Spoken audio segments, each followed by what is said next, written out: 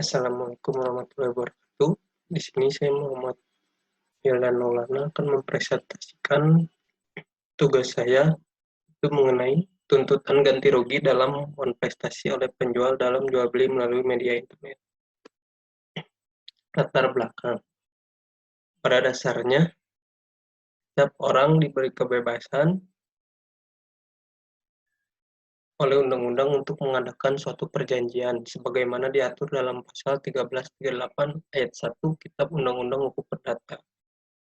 Untuk selanjutnya disebut sebagai BW, yang mengatur bahwa semua perjanjian yang dibuat secara sah berlaku sebagai undang-undang bagi mereka yang membuatnya. Berbicara perjanjian, tentunya ada kalanya perjanjian tersebut berakhir atau an overlaps. Berakhirnya perjanjian disebabkan oleh beberapa hal, salah satunya adalah one prestasi. Sementara bila kita berbicara mengenai one prestasi berarti kita tidak bisa terlepas dari permasalahan pernyataan lalai dan kelalaian. Prestasi adalah pelaksanaan kewajiban yang tidak tepat pada waktu yang ditentukan atau dalam melaksanakan prestasi perjanjian telah lalai sehingga terlambat dari jadwal waktu yang ditentukan atau dalam melaksanakan prestasi tidak menurut sepatutnya atau selayaknya. Selanjutnya, kedudukan one prestasi dalam sistem hukum Indonesia. One prestasi adalah pelaksanaan kewajiban yang tidak tepat pada waktu yang ditentukan atau dalam melaksanakan prestasi perjanjian telah lalai sehingga terlambat dari jadwal waktu yang ditentukan atau dalam melaksanakan prestasi tidak menurut sepatutnya atau selayaknya. One prestasi seseorang debitur dapat berupa 4 macam. Yang pertama, tidak melakukan apa yang disanggupi akan dilakukannya. Yang kedua, melaksanakan apa yang diperjanjikan tetapi tidak sebagaimana diperjanjikan. Yang ketiga, melaksanakan apa yang diperjanjikan tetapi terlambat. Yang keempat, melakukan sesuatu yang menurut perjanjian tidak boleh dilakukannya. Selanjutnya, kedudukan one prestasi dalam sistem hukum Indonesia.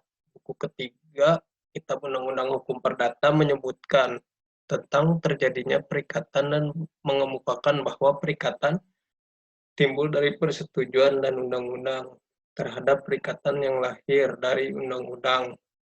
Pasal 1352 KUH Perdata membaginya menjadi perikatan yang hanya terjadi karena undang-undang aja dan perikatan yang timbul dari undang-undang karena perbuatan manusia, di mana yang terakhir ini dibagi menjadi perbuatan melawan hukum dan perbuatan menurut hukum.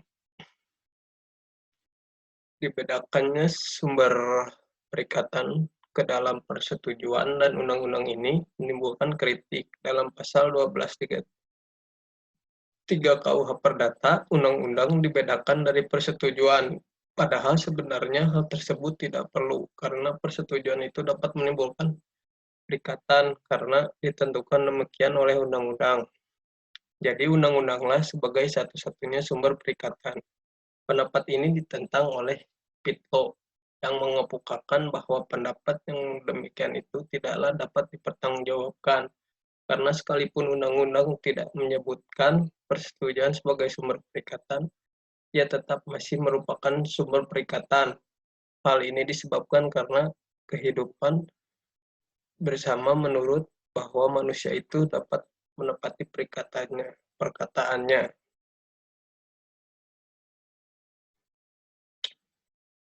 Dalam menentukan sumber-sumber perikatan, undang-undang tidak mencakup keseluruhan perikatan. Selain persetujuan dan undang-undang, masih terdapat fakta hukum lainnya yang dapat menimbulkan perikatan. Apabila seseorang dalam surat wasiat membuat surat legat, maka pada waktu orang itu meninggal timbul suatu perikatan antara para ahli waris dengan legataris, di mana yang pertama berkewajiban dan yang kedua berhak. Perikatan yang timbul dari putusan hakim, di mana hakim membenarkan pengakuan penggugat yang tanpa hak atas suatu tuntutan. dan kewajiban untuk membuat perhitungan dalam hal memperkaya diri dengan tidak beralasan. Selanjutnya, perlindungan hukum terhadap pihak yang dirugikan akibat perbuatan manipulasi oleh penjual dalam melaksanakan jual beli melalui media internet. Perlindungan hukum yang diberikan pemerintah kepada masyarakat merupakan implementasi atas prinsip negara hukum berdasarkan Pancasila.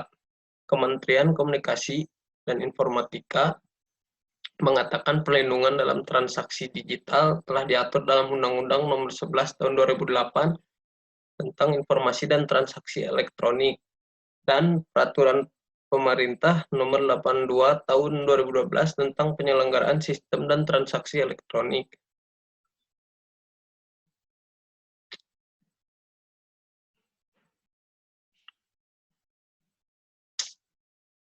Untuk melindungi pembeli, peraturan pemerintah dalam pasal 47 menyebutkan bahwa kontrak elektronik paling sedikit memuat 1. Data identitas para pihak, 2. Objek dan spesifikasi, 3. Persyaratan transaksi elektronik, 4. Harga dan biaya prosedur dalam hal terdapat pembatalan oleh para pihak, 6. Ketentuan yang memberikan hak kepada pihak yang dirugikan untuk dapat mengembalikan barang dan garis miring atau meminta penggantian produk jika terdapat cacat tersembunyi.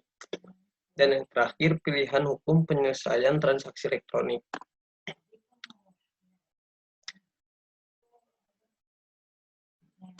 Agar dapat mendorong terselenggaranya pelaksanaan perdagangan elektronik di Indonesia, maka pemerintah Indonesia menerbitkan Undang-Undang Nomor 11 Tahun 2008 tentang Informasi dan Transaksi Elektronik, di mana undang-undang tersebut telah dirubah dengan Undang-Undang Nomor 19 Tahun 2016 tentang perubahan atas Undang-Undang Nomor 11 Tahun 2008 tentang Informasi dan Transaksi Elektronik, serta Peraturan Pemerintah Nomor 82 Tahun 2012 tentang Penyelenggaraan Sistem dan Transaksi Elektronik, di mana kesemua peraturan perundang-undangan tersebut telah mengatur mengenai kontrak elektronik beserta segala ketentuan yang harus dipenuhi dalam pelaksanaan kontrak tersebut. Selanjutnya, transaksi ini terjadi terlepas dari batas wilayah dan syarat nasional. Namun apabila konsumen dirugikan oleh pelaku usaha, pembeli atau buyer dapat menuntut ganti rugi akibat kerugian yang terjadi dalam transaksi jual beli online yang dilakukan melalui cara yang pertama litigasi dan non litigasi.